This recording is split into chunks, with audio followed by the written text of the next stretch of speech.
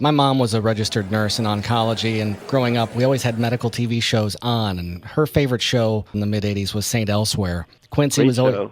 Quincy was always on TV. ER came around in the 90s. Did you grow up watching these shows? I spent a lot of my childhood watching different shows, and naturally I was drawn to the medical shows. So I do have particular memories of St. Elsewhere. A show that kind of strikes a chord with me that I always think about is Doogie Howser. And maybe it's because I'm fairly young looking, so I get the comments from my older patients that I am Doogie Howser. But the accuracy of the medicine was not very good, and it was just an intriguing idea of a young guy that's already a doctor. And I just remember the medicine not looking accurate at all and thinking that I could have contributed to it and made it better. I'm not even going to ask what they pay you for this kind of thing because that just seems like a personal question. But I can imagine, with Hollywood, it's probably something decent for giving them a few hours of your time. I look at it as you can't pay someone to have a cool hobby. For me, the ultimate payback is, one, I get to tell my adventures with the Hollywood types, but two, it's a format for me to express myself creatively. And so I actually don't receive,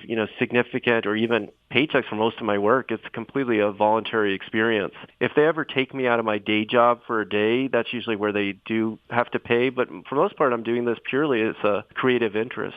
Ever had any opportunity, or have you ever wanted to pop in as an extra in a scene as a doctor? Well, I've been on the set for several of these shows, and I do find the role that I carry as more of the contributor as far as the writing and the storyline to be something that supersedes the role as the actor.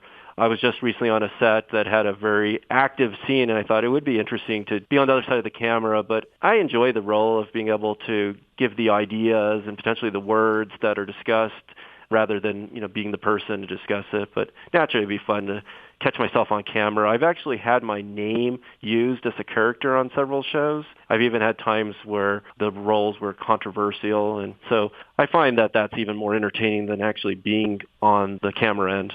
Sometimes when we see somebody hit the pavement, someone else will say, "Don't quit your day job." But in this case, your hobby job and your day job go hand in hand, and they're both pretty cool, and you're helping people. You see 400 patients a year, something like that. About surgeries a year and see several thousand. And I do keep this hobby something that if someone asked me about it, I'd be happy to describe it to them. But in general, patients just don't know a lot about their doctors, and I thought this would be a good format for me to kind of put it out there that I have this interesting hobby and welcome my patients or any future patients to ask me about it, because I have a lot of interest and passion for the care of the person in front of me, but sometimes it's nice for the patient to get to know their doctor. Dr. Oren Gottfried, once again, he's a spine surgeon at Duke, and he's got the coolest hobby of being a consultant for TV shows such as Royal Pains and Elementary. Those are just a couple on his resume, and if you ever have a back problem, go check him out at Duke. Dr. Gottfried, thanks so much for your time. Maybe we'll catch up again soon. Thank you.